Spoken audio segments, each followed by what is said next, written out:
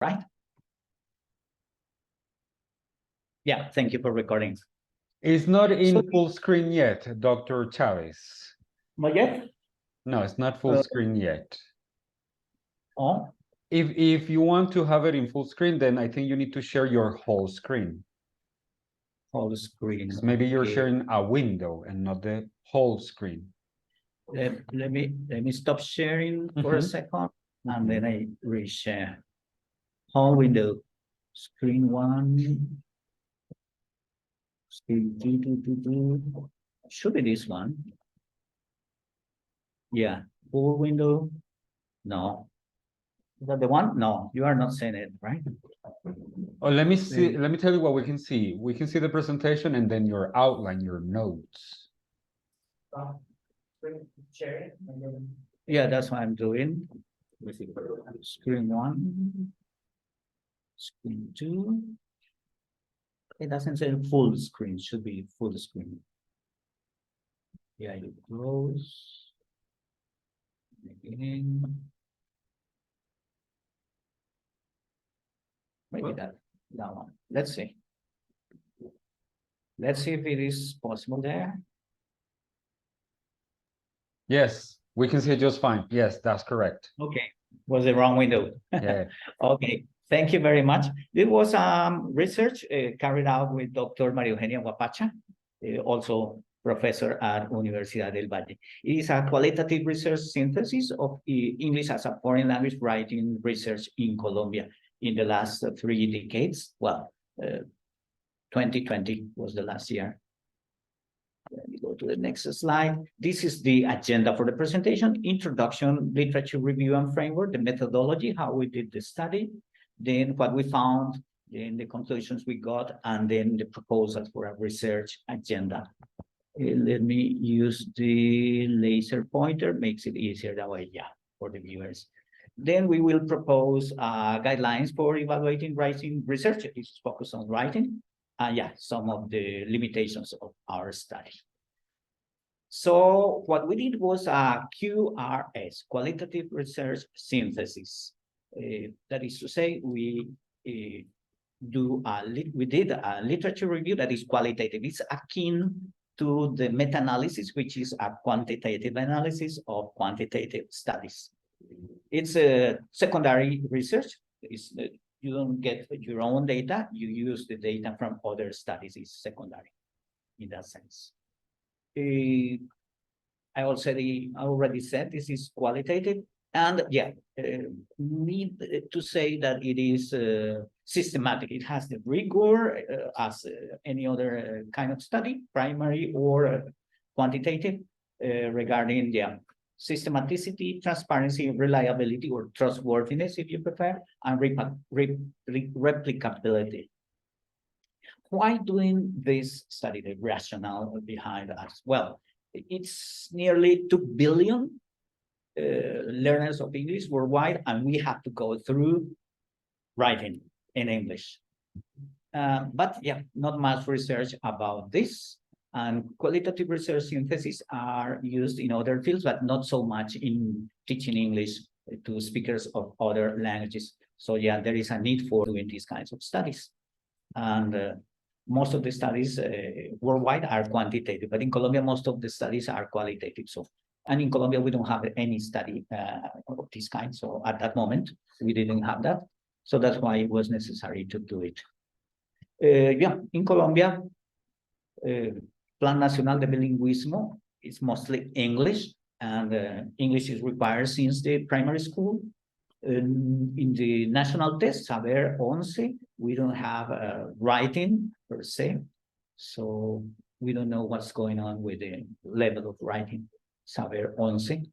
And yeah, you need that as a writing as a requirement for tertiary levels mainly. There is a body of publications, a body of research in Colombia about writing, but not a synthesis that says what has been researched and what needs to be researched. So yeah, a state-of-the-art was needed. That's why we did this. Previous reviews of EFL writing have examined mainly theories, teaching, and research on this. And yeah, writing assessment, which is the second area, big area in this area.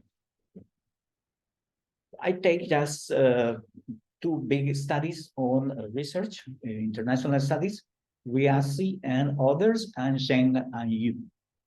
So I compare them regarding the area and number of studies, context and participants, foci or focus of study, theoretical orientations, methodology, data sources, what they found, and their conclusions and recommendations. So RIASI and others took this journal, second language writing, top journal in this area, and they examined 272 empirical studies.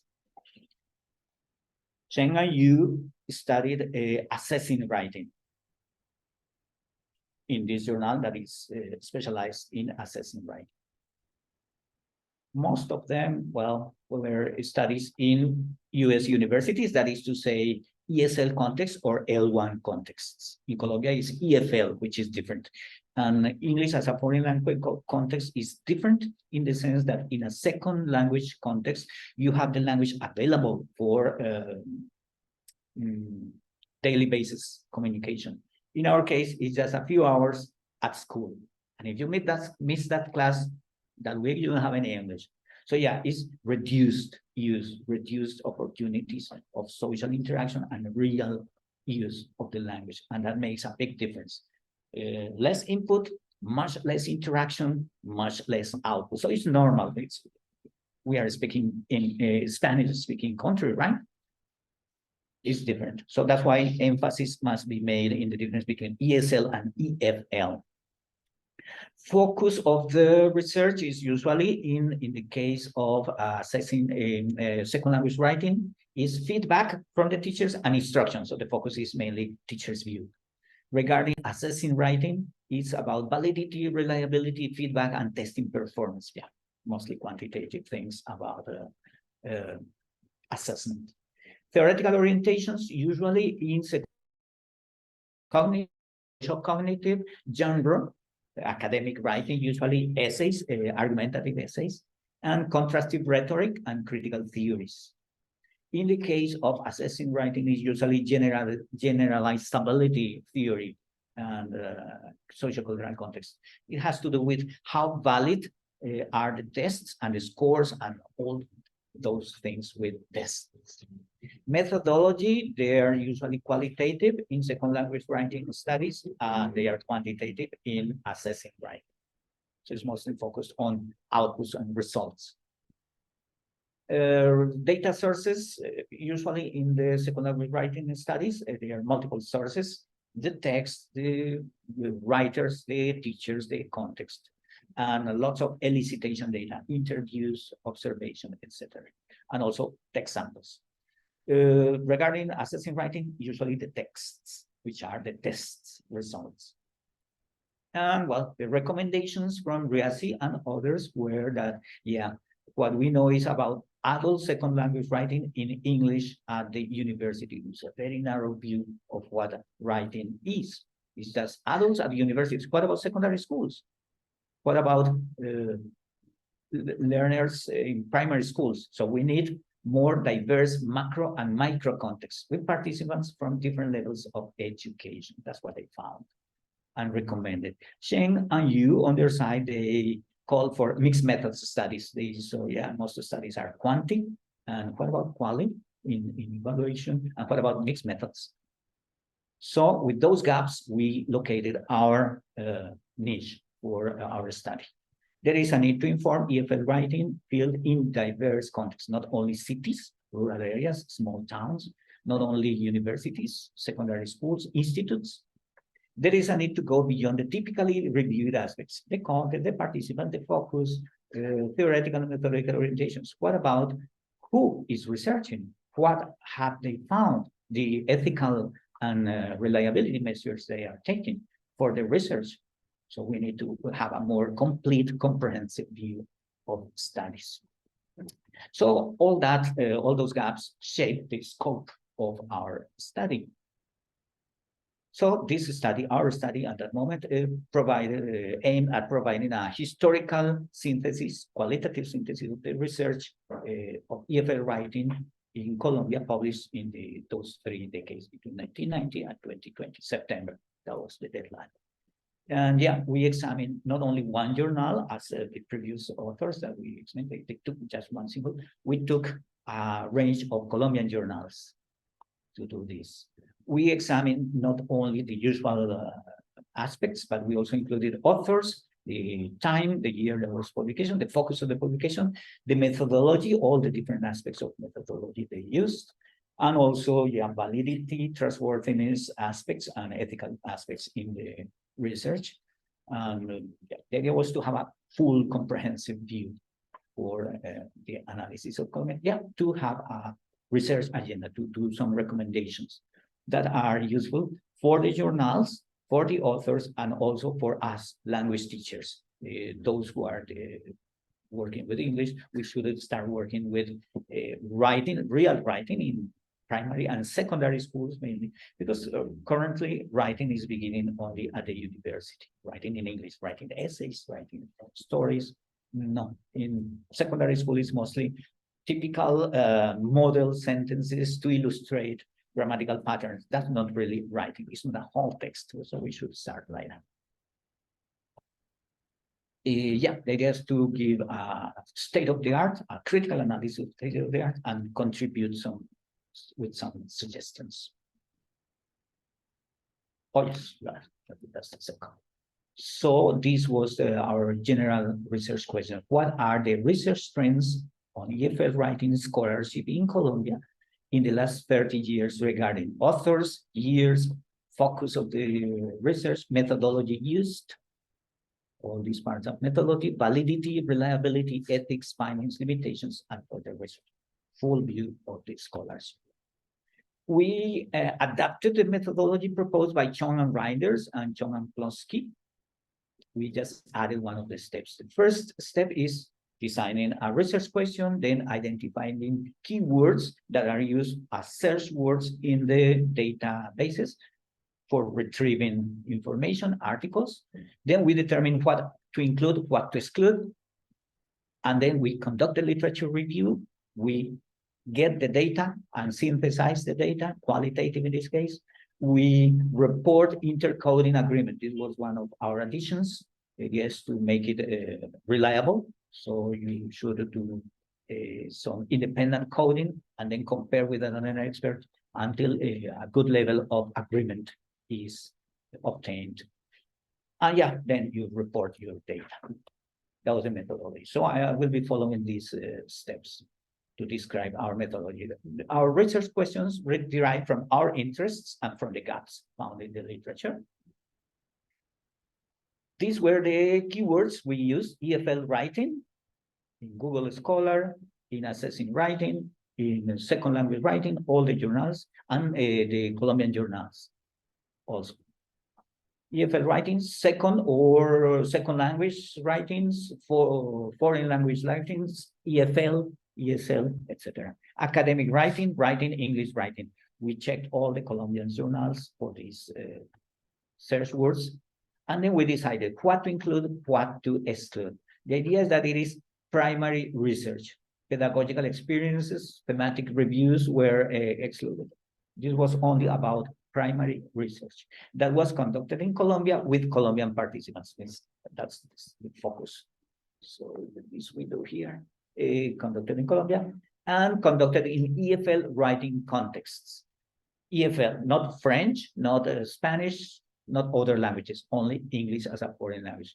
Published between 1990 and 2020. Why 1990? Most of the Colombian journals started in that time. So that's why. And 2020, that was the moment we were, and needed a deadline to finish and not to start adding more literature. For instance, in assessing writing assessment, there were not many studies at that moment, but now there are much more studies. Frank has published quite a few studies in writing assessment after that deadline, that date. The idea that was to take articles published in Colombian indexed journals, indexed because they are peer-reviewed. So we excluded international journals, beyond our scope. We didn't do that. So only Colombian journals. So that's also a limitation in our case. Then the fourth step, we did the literature search. We searched in PubLindex, the journals. We included all the categories, A1, A2, B, and C, all the journals.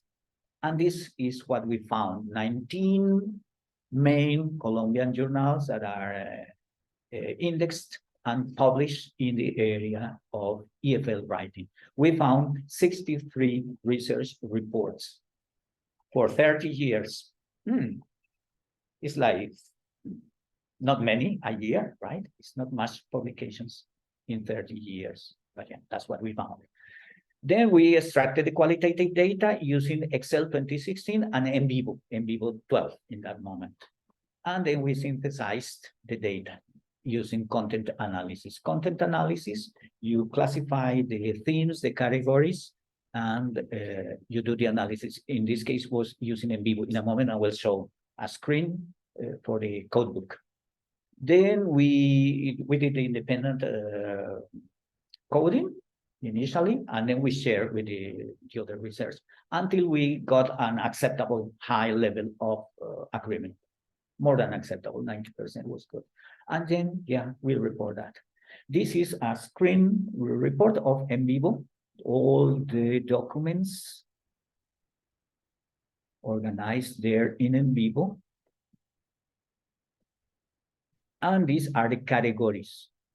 So you have, for instance, one type of publication, if it is pedagogical experience, review, research report, how many documents, and you organize in NVivo all that. And all the aspects of the methodology, the ethics, etc., all the codes. And with that organization, this is the coding scheme. For year publications, we identified 3 decades, 1990 to 2000, 2001 to 2010, etc. Authors, we identified university lecturers, school teachers, undergrad students, and stakeholders, school principals, and administrative staff in institutes. Research foci, we have research area, 2 big areas, writing instruction and writing assessment. Regarding the view of writing, we found three main areas. Those studies that are centered on texts, others are centered on the writers, and others on the context instruction, usually.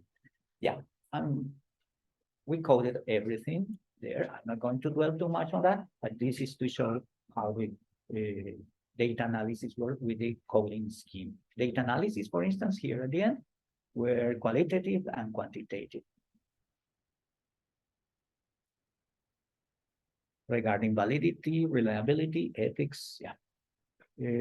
For the research, some studies report, some others not report. So those were the 2 categories: reported, unreported. Same for other aspects. This is what we found regarding the year of publication. In the first decade, only 1 study. Second decade, 19 studies.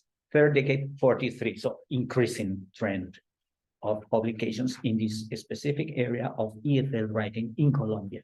Increasing number, yeah. Writing is more emphasized nowadays. Also because in the universities, the professors are required to publish or perish, they call it. Some of them take it too literally. Most of the researchers are, yes, university teachers.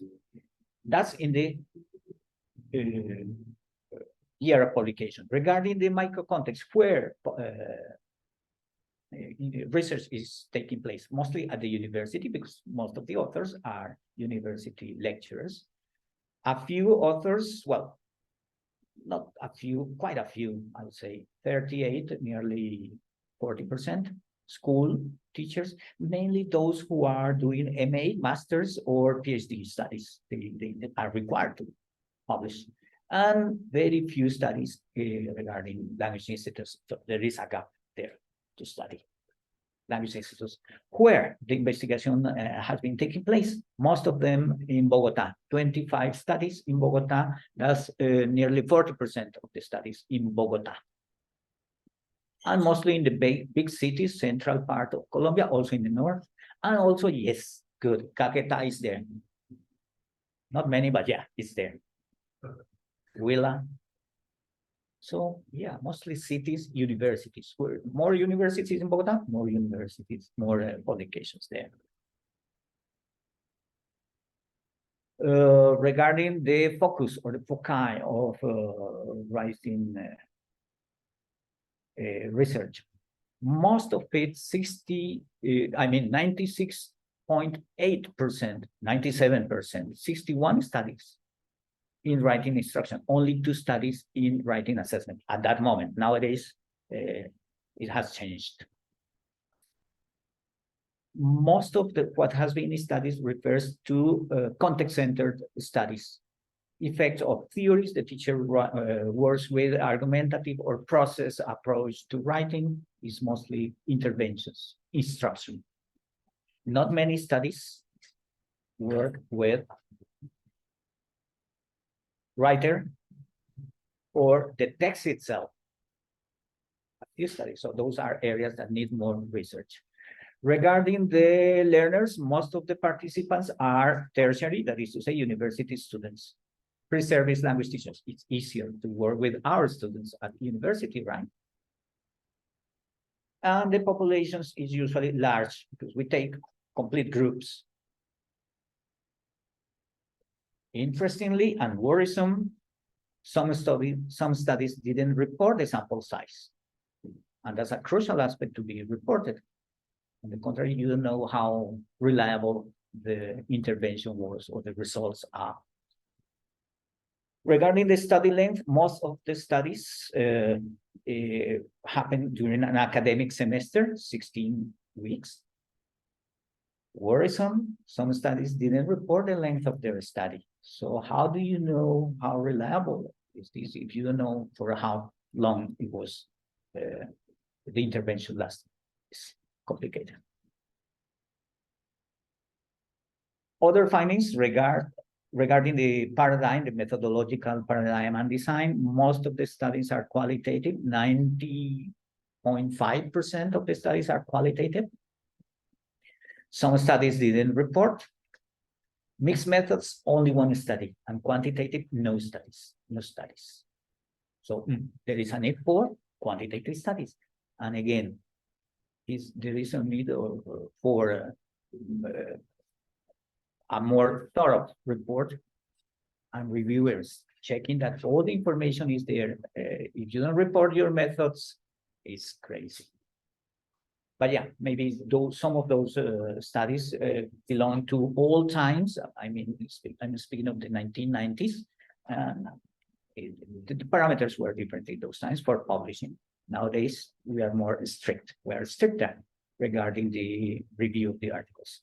Regarding data collection methods, yeah, text data, elicitation, observation, and introspection were the aspects taken into account. Most of the studies report that they focus on text data, but not always is the case. As when you read, not much data are given. But yeah, they say they take text data, elicitation through interviews and focus groups and questionnaires. Observation, yeah, researchers, journals, notes, audio, video recordings, lesson plans, materials, artifacts. And introspection, journals, and stimulated recall, not very frequent. Yeah, so most of this is about text data. Yeah, it is writing. Should be that way. The findings regarding the data analysis approaches, in some cases, they didn't report. Too many, 41% not reported the data analysis. It's impossible to publish that way. It's unreliable. And they reported, they used mostly grounded theory, 44%, and text analysis. In some cases, it's called rubrics, linguistic analysis, discourse analysis. Not much of thematics or content analysis. Worrisome that some studies did not report the data analysis approach. Grounded theory, text analysis, the most frequent ones. Yeah, areas of need with the red arrows. More findings regarding validity, reliability, and ethical issues. 50%, half of the studies, 51%, report validity regarding the sampling, regarding triangulation, piloting of instruments. Not many piloting of instruments should be necessary to do that. Reliability, not many studies. Only 8% of the studies were reporting on that, mostly intercoding. So yeah, that's an aspect to be improved in research reports in Colombia at that moment. Nowadays, 3 years later, maybe some things have changed. Regarding the findings of the research reports, what we found about their findings. Regarding context-centered studies, we found that, they investigated the effect of theories, strategies, materials, or tools in writing instructions, so mainly what the teachers were doing to improve their students' writing. Most of the students' studies reported that their interventions were effective. The students improved the process of writing, the awareness of genres, feedback was positive, cooperative learning improved, etc. So usually the interventions were effective, were positive. The studies regarding the writer examine their perceptions, beliefs, attitudes, practice, and identities in primary, secondary, and tertiary levels. And they found that sometimes the family, a teacher, feedback influences a lot the use of students. Most of us language teachers we were encouraged by another teacher. Oh, you are good at English. Why don't you study English? And they say, oh, why not? I'm good at this. So, or sometimes the family support helps a lot. So, yeah. Or sometimes it's the opposite. Grammar translation. Otra vez el verbo to be. No, I hate English, and we hate English, and we hate writing. And we just go to engineering or another area. And also individual variables, our personal interests influence a lot our writing in English. For those studies focused on texts, mostly linguistic and discursive features, error analysis, not much of that, but yes, written structures, word-by-word translation, and the cohesion, the coherence, voice, audience awareness, authorial voice in texts. And in these text studies, the focus is usually what to do to improve text quality, what to do, what to teach in instruction, exposure to different genres, topics, etc. So that's what we found. Our conclusions. This was the research question. What are the trends, the features in EFL writing in Colombia in the last 30 years regarding authors, year, focus, methodology, etc.? This is what we found. English writing in Colombia has currently investigated from a qualitative perspective, focused on writing instruction and feedback at the university level, centered on pedagogical interventions and view of adult EFL writing. So what we know is how university students respond to teachers' intervention. What we know is teachers' view. We don't really know the texts themselves, what has been improved, processes, and the learners. We don't know what is happening there, cognitive processes. We don't know much about it. Less emphasis has been placed on writers and texts and assessment. Assessment is an area that's was at that moment when we did this study, was under research. So we propose areas of further study. Contributors, if most research has been done by university lecturers and professors, we need more school teachers and education stakeholders to participate, to publish, because we need knowledge of the initial stages of writing. What's going in writing? Primary and secondary schools. We need to know that. And implications, universities, we have to do a lot to support pre-service and in-service teachers research. So joint collaboration for publishing would be a good idea. Regarding the focus or the foci in plural of research.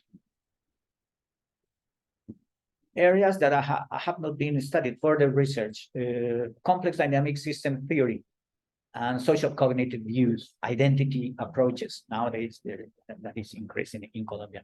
Why? Because we need a more integral, more comprehensive or encompassing perspective of writing. We have text apart, writer apart, context apart. We need something more integral, more view, a better view. So complex dynamic systems theory would be perfect for this. Or a social cultural view that integrates. It's not just a text, it's a text, but the text is not orphan, it has an author behind it. And the author is situated in a context, and the writing moment is situated. So we need a social cultural, social cognitive view to view of writing. But yeah, hard to do. So that's why you need the collaboration of university lecturers, professors, and school teachers, institute teachers, yeah, instructors. Writing assessment, there is lots of work to do, lots of research to do there. And text data, corpus analysis, we could do that. ICFES, Saber Pro, I mean, Saber Once, we need to research more on that. What's going on with those results? Methodological approaches, we need longitudinal studies. Most of the studies are at one point in time. What's happening through the secondary school? Longitudinal. The problem of longitudinal studies are that they take time. They take time, right? Ethnographies, text analysis. We need to do some of these large-scale studies, big populations, complete school, complete city, the whole country. Big studies, quantitative studies, mixed methods. We need that. Implications, yeah, we need to improve our quantitative literacies. Not many quantitative or mixed methods in Colombia. So universities, we have to do a lot in this area. Regarding context and participants, we propose that, yeah, we need to go beyond the university. We need to go to study what's going on in writing, in schools, rural areas, small cities, institutes, language institutes are basically under-researched. Regarding validity, reliability, ethics, limitations, all that. Yeah, because some students didn't report that, and that's important to report to make sure that your study is robust, strong enough. So yeah, you need to report that. And that has implication for us teachers of writing and teachers at the universities. We research those aspects. So we design a matrix. I will detail this in a moment. This is the matrix in detail. What to take into account for reporting a research or evaluating a research report. So you take the first part in the introduction. Topic and relevance of the gap was reported. Yes, no, partially, comments. Research aims and questions are there. Yes, no, partially, comments. Theoretical approach should be explicit. Research area should be explicit, yes, etc. So it's just now ticking regarding aspects of each of the sections of the research report. Methodology, the approach, is it quantity, is it quality, it should be reported. Research design, it is a case study, is it action research, it is ethnography, it's duo ethnography, I don't know.